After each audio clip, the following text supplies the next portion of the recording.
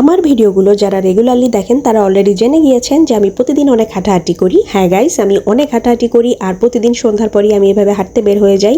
But আমার এক রাস্তায় হাঁটতে কখনোই বেশি ভালো লাগে না। দ্যাটস ওয়াই আমি এক একদিন এক এক লোকেশনে হাঁটাহাঁটি করি, কখনো পার্কে কিংবা কখনো শহর থেকে অনেক দূরে চলে যাই হাঁটতে হাঁটতে। অ্যান্ড আজকে আমি চলে এসেছি বরিশালের মোস্ট হাইপড একটা প্লেস 30 গোডাউনে। 30 গোডাউনের একটা সাইডে, যেটাকে সবাই সেলফি রোড হিসেবে চিনে। তাছাড়া আমি শুনেছি মোস্ট অফ দ্য কাপলস এই রোডটা খুবই লাইক করে। বাট আজকে যেন কেন কোনো কাপলসই দেখতে পাচ্ছি না। সো হোয়াট, আমি আর আমার হাজবেন্ড তো এসেছি, we are also couple. But কোনো আড্ডা দিতে না, জাস্ট হাঁটাহাঁটি করতে। আর এখানের ওয়াকওয়েটা আমার খুবই ভালো লেগেছে, একদম নিরিবিলি ছিল।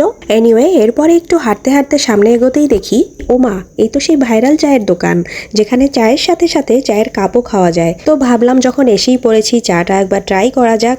But the disappointing thing is, চাটা অলরেডি শেষ হয়ে গিয়েছে। আসলে সন্ধ্যা থেকে এই চায়ের অনেক ডিমান্ড থাকে, আর আমরা যেহেতু একটু লেট করে গিয়েছি, দ্যাটস ওয়াই মালাই চাটা শেষ হয়ে গিয়েছে। বাট ওদের নর্মাল চাটা ছিল, সো কি আর করা, ওদের নর্মাল চাটাই অর্ডার করলাম। আর এখানে বসারও বেশ ভালোই ব্যবস্থা ছিল, হয়তো অন্যান্য দিনের মতো ভিড় থাকলে হয়তো বসতেও পারতাম না। আর এখানে বসে থাকতে থাকতে আমার কেমন যেন আমাদের ছোট নদী চলে বাঁকে বাঁকে টাইপ একটা ভাইব মনে হচ্ছিল।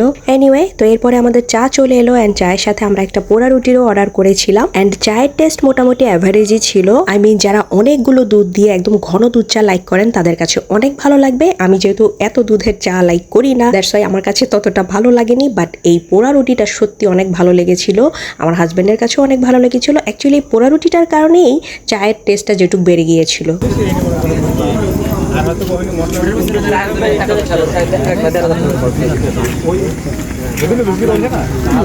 কেমন?